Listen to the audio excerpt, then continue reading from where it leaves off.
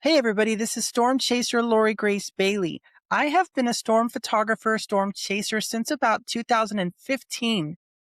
I currently use Sony lenses and cameras. However, this is not a indication that you should go out and buy Sony. This isn't one of those things.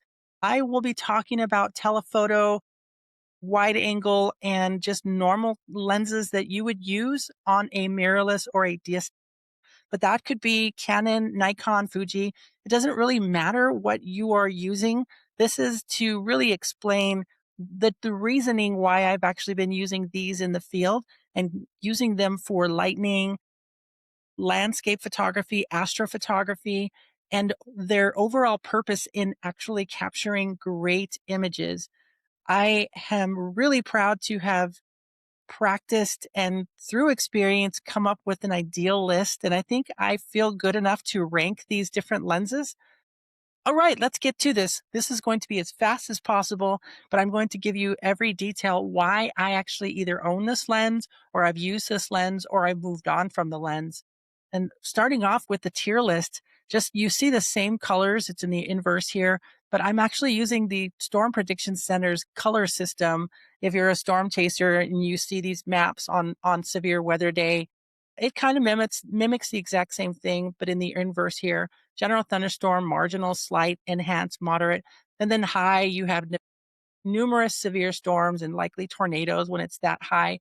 Moderate, you could see big tornadoes. Enhanced, and then back down to slight. You may see a tornado here or there. If you're still confused by that list, the not ideal lens is going to be at the bottom. Usable, decent, great, stellar, and God tier.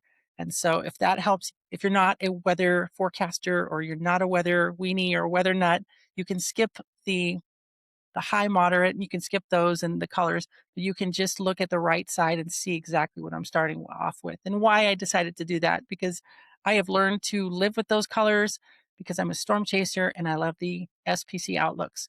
Let's start off with the Sony 135 millimeter length lens. This is a telephoto lens. It's ideal for portrait photography, but storm chasers have actually used this in the field as well. Honestly, I've had this lens since 2015, and I've only used it for storm chasing a couple of times for a particular reason. I've gotten a couple of good lightning bolts off in the distance, and it was super sharp. I know there's a couple of other photographers that use this lens and capture lightning all the time from a distance and other scenes from a distance.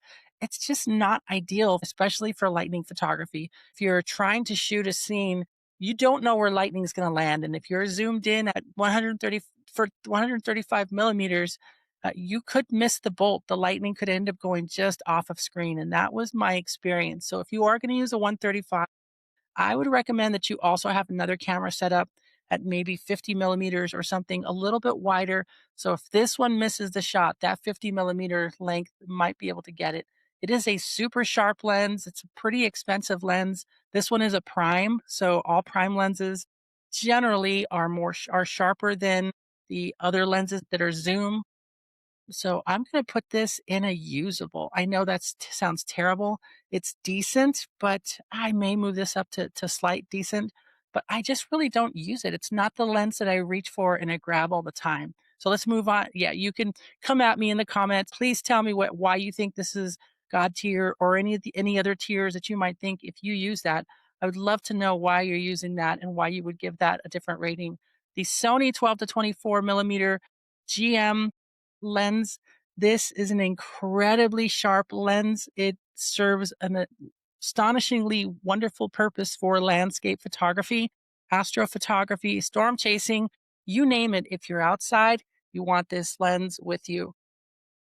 All I can say is the very first day I bought this, I paid, oh gosh, I think it was around $3,000 for this lens. It is not cheap. And also, as you can see there, you cannot put filters on the edges on the front. The back does have a little space for the back filter. However, that front lens element in dust and storms, you've got to be real careful with it. And the reason I say that is because on my first day, I tried to attach it to the camera.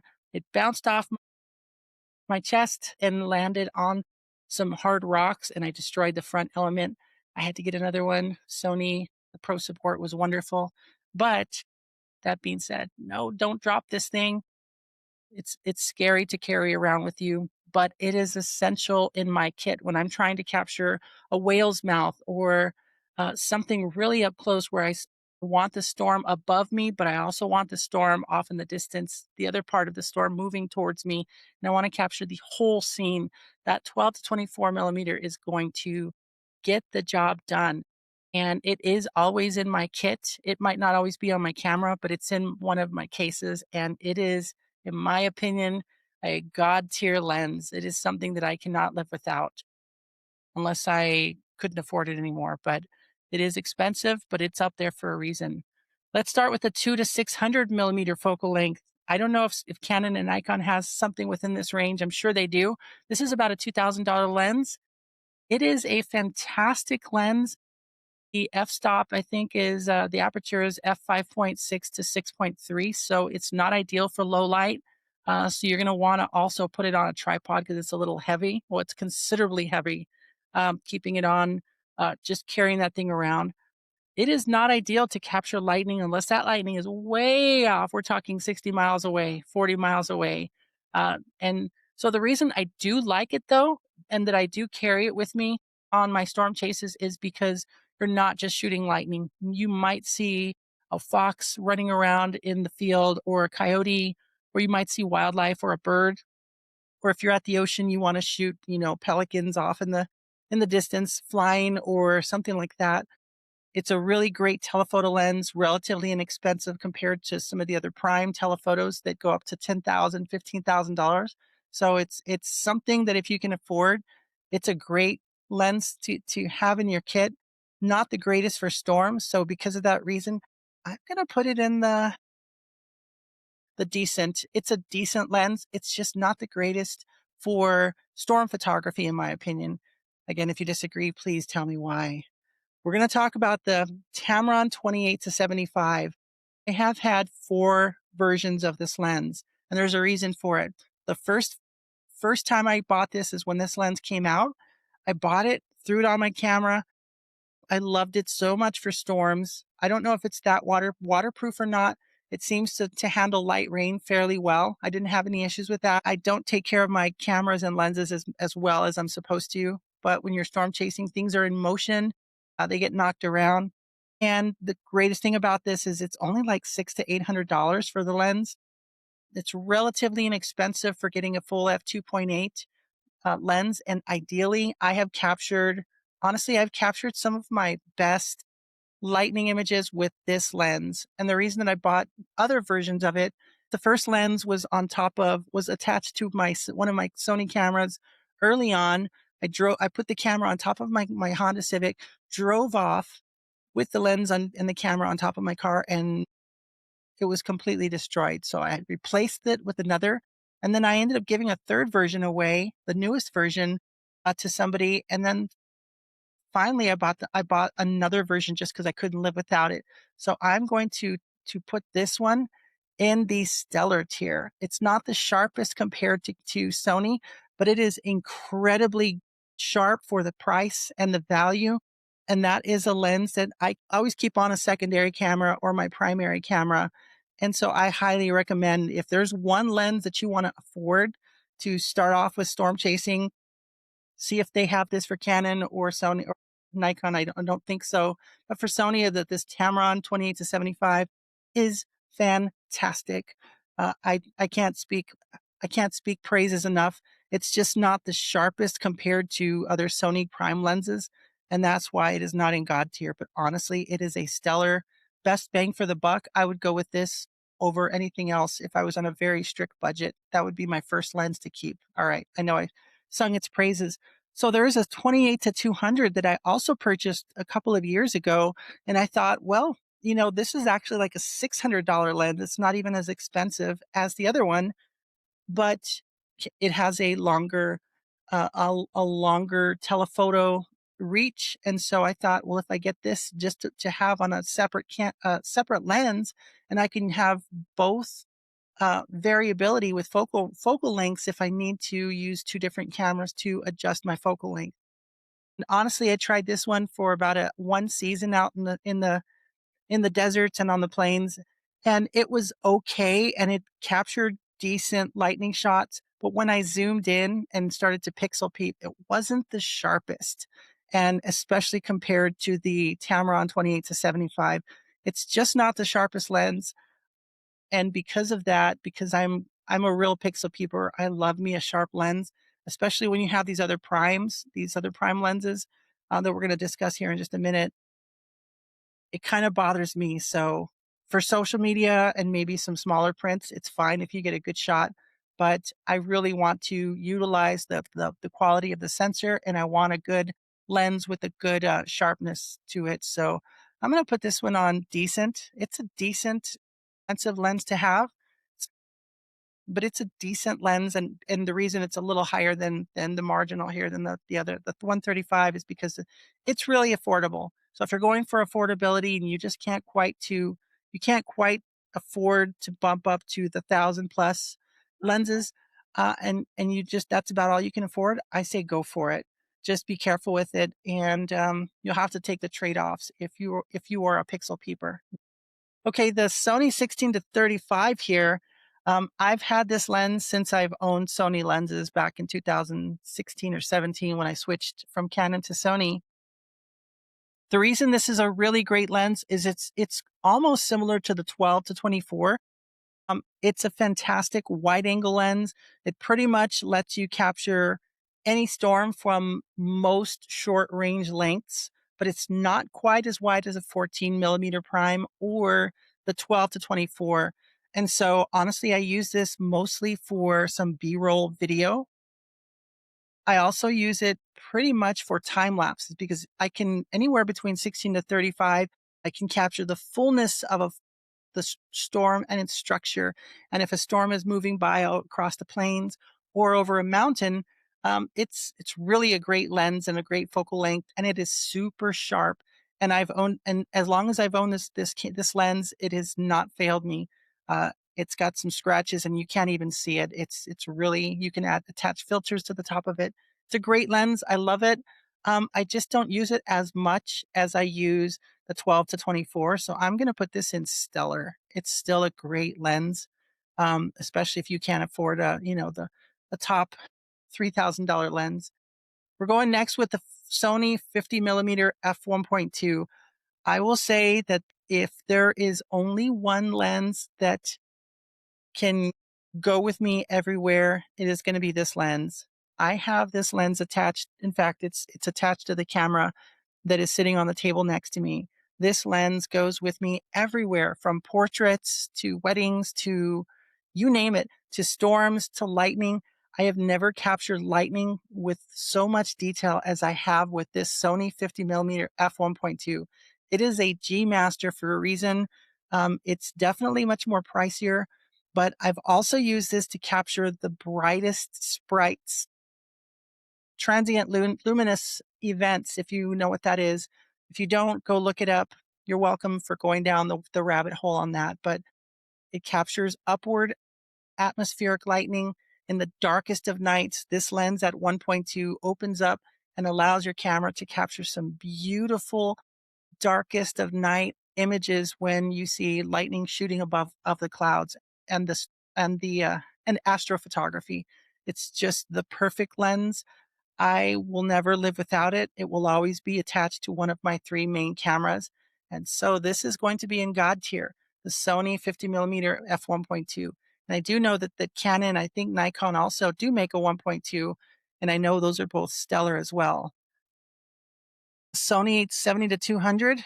Again, I hardly use this lens, although I usually carry it with me in my kit just because I want to capture maybe a scene way off in the distance or maybe a sunset or a moonrise way off in the distance. And I wanted to, I want to capture the foothills as the moon is setting or rising.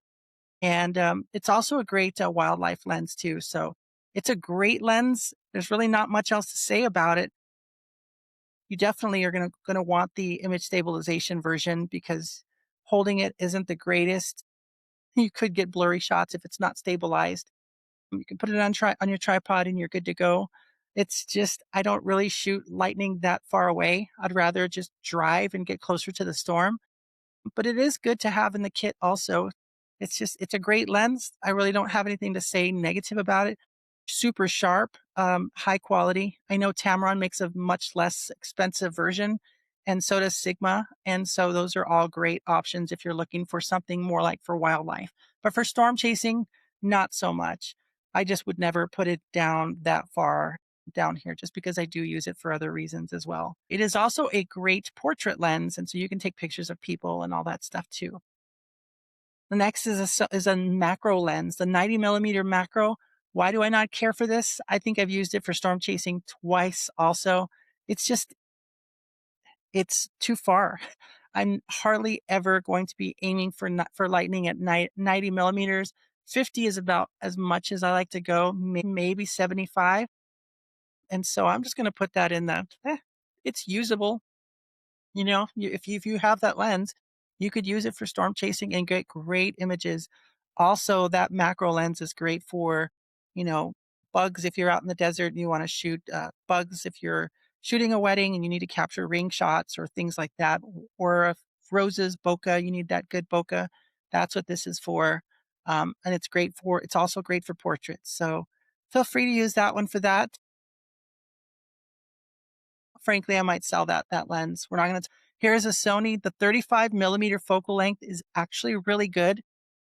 If you notice though, if you go to the Tamron, it covers that whole range from 28 to 75. So I'll usually have this if I'm storm chasing and I get the shot and it's really sharp. It's sharp enough and it does a great job.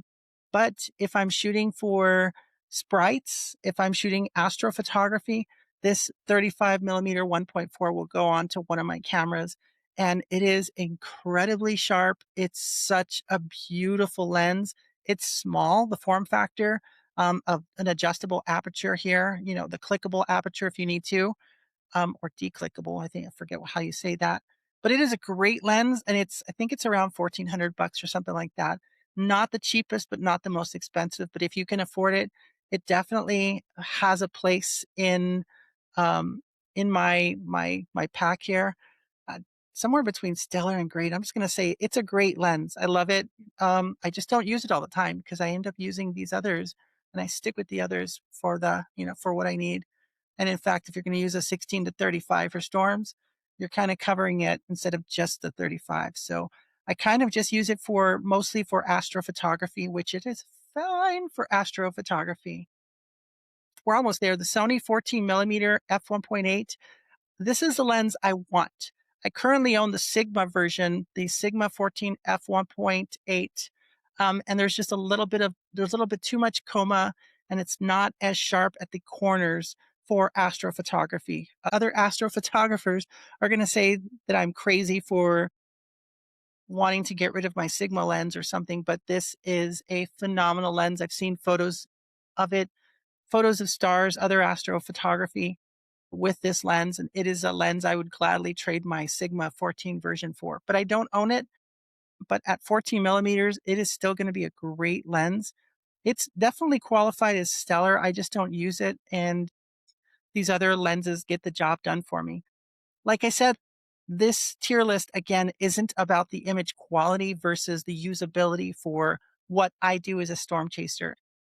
Next is the Sony 24 millimeter for very similar to the 35 millimeter length. Sorry, there's a 35 f1.4. Take a look at the 24 millimeter f1.4. They look identical. In fact, when I reach for them, if I'm shooting astrophotography, I have to look down at them. I have a cap that says 35 and another lens cap that says 24, just so I can identify them. It is a fantastic, sorry, the 24 is a great, super sharp. It's just as great as the 35. It's just a 24 millimeter length. So if you just want one prime lens, super sharp that can capture great storms and also perform phenomenally for astrophotography, this is a fantastic lens. I'm going to put this as a stellar in the stellar tier here because it is fantastic, the moderate tier. All right, we're almost there. The Sony 50 also there is a 1.4 version and a 1.8 version. As you know, I have the 1.2 version and I will always keep that on my camera at all times. One camera. Oh, Sony makes another one though, and that's a little less expensive.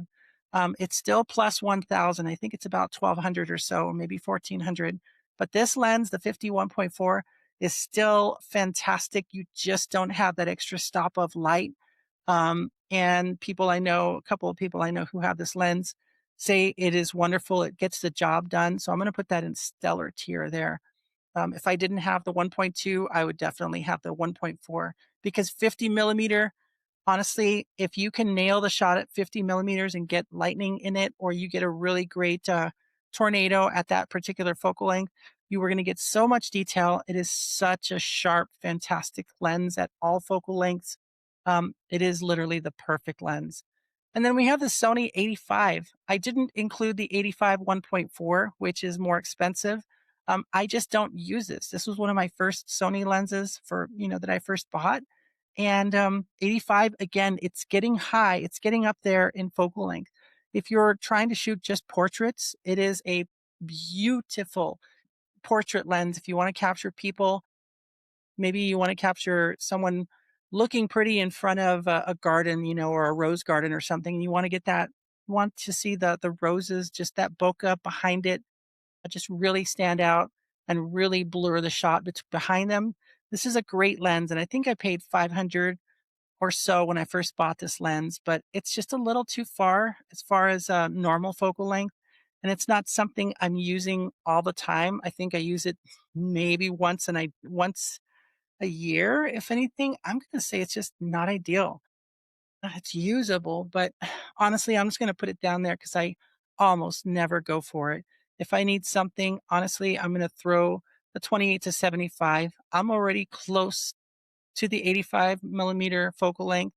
I'd rather throw this on there, or I would rather throw the 50 millimeter f1.2 and then engage millimeter mode or crop mode, right? APS-C mode on my full frame lens, thereby giving me a, what is that, 50 to, it ends up becoming like an 82 millimeter lens when I crop in a little bit with the, yeah, you understand what I'm talking about. So that's what I mean. And that's going to be it. So on the right, you see a few more extra cameras here, and I'm not going to include these in this tier list. I'll do that in a future video. I have owned many Sony cameras, many full frames, and I'll actually rank those as I do that in a future one. But that's going to be it here, y'all. And I think honestly, if I have two lenses that are my favorite, you're definitely going to see me carrying this one around, the f1.250 and the Sony 12 to 24. These are my babies. These are the precious. These are the ones that I would go to war for. So these others, this Tamron 28 to 75, honestly, if there was just one lens that someone gave me on one camera for a whole storm season, it might be the 50 1.2, or it might be the 28 to 75 f2.8, just because it's versatile, gets incredibly sharp shots, and and it's relatively inexpensive for a storm chaser. Uh, if you end up breaking it, you're not going to cry as much as losing one of these two up here. You might just go buy another one. And again, these other lenses are great too. They're fantastic. The 16 to 35, and that's it. I think that'll do it. There are plenty other focal lengths. There are plenty other lenses out there that you could buy, that you could use, and that you might be using currently and have gotten you wonderful shots. So there you have it. This list is not all inclusive. It is, however, the kit that I currently own and the kind of lenses that I make sure that I carry with me when I need to make sure that I'm going out to capture some really great images, be diverse, and make sure that I can capture anything from wildlife to astrophotography, shooting the stars at night, shooting upper atmospheric lightning, to shooting lightning and other storms. So this is just one storm chaser's version of it. Let's see yours. If you have questions, I'd love to hear your comments and how horribly I did with this, or how well you think this might actually fit into your own kit. Thanks a lot, everybody, and we'll talk to you later.